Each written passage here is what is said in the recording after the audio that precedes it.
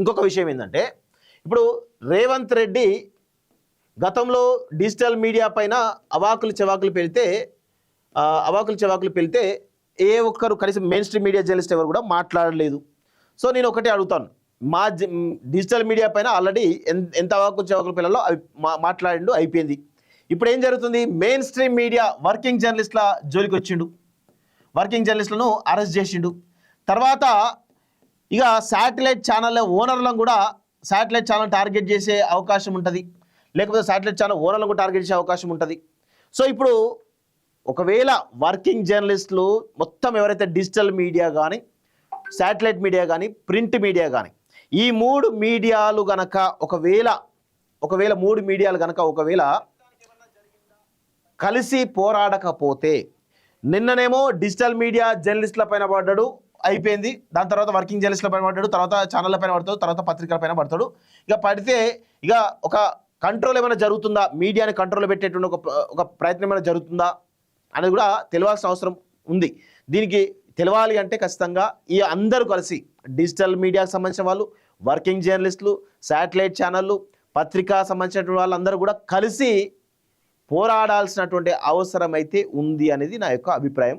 So so గతంలో 2014-15 సమయంలో కేసీఆర్ ఏ విధంగా అయితే మీడియాను కంట్రోల్ చేయాలనేటువంటి దాంట్లో ఆంధ్రజ్యోతి కానీ కొన్ని ఛానల్ బ్యాన్ చేసే విషయం మనం చూసాం.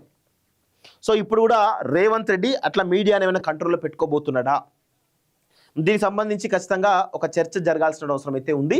ఇంకొక విషయం, రేవంత్ రెడ్డి మరి ఇక్కడ దొంతు రమేష్ కావచ్చు, లేకపోతే ఇటు చారి కావచ్చు, లేకపోతే ఇటు సుధీర్ కావచ్చు, వీళ్ళను దూరం చేసుకునే పరిస్థితి రేవంత్ రెడ్డికి ఉంటుందా? మేబీ ఉండొచ్చేమో. ఎందుకు అంటే ఇప్పుడు ఐఏఎస్ అధికారుల సంఘం ఏదైతే ఉందో, రేవంత్ రెడ్డి భుజం మీద తుపాకీ పెట్టి జర్నలిస్టులను కాలుస్తుందా? ఇది ఒకసారి గమనించండి. అంటే దీనిలో రేవంత్ రెడ్డికి తెలియకుండా ఈ అంశాలన్నీ జరగవు. ఖచ్చితంగా రేవంత్ రెడ్డి క్లోజ్ మానిటరింగ్గానే ఈ అరెస్టులు జరిగినాయి, ఈ పరిణామాలు జరిగినాయి అర్థమవుతోంది. ఇక్కడ ఐఏఎస్ అధికారుల సంఘం రేవంత్ రెడ్డి భుజాల మీద తుపాకీ పెట్టి జర్నలిస్టులను కాలుస్తుందా? ఎందుకు కాలుస్తుంది అంటే, ఈ ఐఏఎస్ కానీ ఐపీఎస్లు కానీ వాళ్ళు చేస్తున్నటువంటి అనేకమైనటువంటి స్కామ్లు మీడియా ద్వారా బయటపడుతుంది కాబట్టి వాళ్ళు కొంత ఊపిరి సలపలేకపోతున్నారా? దానివల్ల ఇదే అదనుగా మహిళా జర్నలిస్ట్ మీద వచ్చినటువంటి అసత్య ప్రచారాన్ని అదునుగా చూసుకొని దీన్ని బేస్ చేసుకొని మీడియాని కొంత టార్గెట్ చేసే ప్రయత్నం జరుగుతుందా? ఇవన్నీ కూడా తెలవాల్సినటువంటి అవసరం అయితే ఉంది.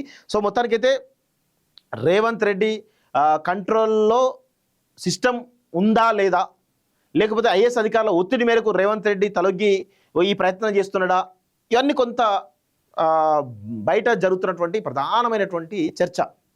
సో దీనికి సంబంధించి మరి ఎలాంటి నిర్ణయాలు తీసుకుంటారు, భవిష్యత్తులో ఈ జర్నలిస్ట్ సంఘాలు వాళ్ళ యొక్క భావజాలకు అతీతంగా, లేకపోతే వాళ్ళ యొక్క సంఘాలకు అతీతంగా అందరూ కలిసి ఒక మూకుమ్మడిగా జేఏసీగా ఏర్పడి అటు డిజిటల్ మీడియాతో పాటు శాటిలైట్ మీడియా, పత్రికా సంబంధించిన మీడియాలు అన్నీ కూడా కలుపుకొని, ప్రెస్ క్లబ్ కలుపుకొని అందరూ కూడా ఏకతాటిపైకి వచ్చి, మరి ఈరోజు నిన్న డిజిటల్ మీడియా మీద జరిగింది దాడి, ఈరోజు వర్కింగ్ జర్నలిస్టుల మీద జరిగిన దాడి, రేపు శాటిలైట్ మీడియా పైన లేకపోతే పత్రికల పైన దాడి జరిగితే ఏంది పరిస్థితి?